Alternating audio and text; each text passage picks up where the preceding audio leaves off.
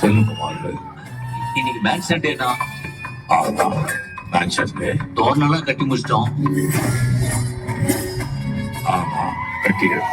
எல்லாருக்கும் விருந்துக்கு பிரியாணியும் ரெடி பண்ணிட்டு இருக்கோம். சரி, அதுக்கு என்ன இப்போ?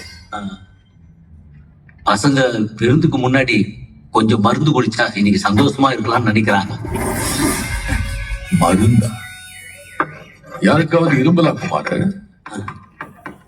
டேய், என்கிட்ட வாய்க்கடி அவனை பேச்சு பேசுறீங்களே, இப்ப பேசுங்கடா.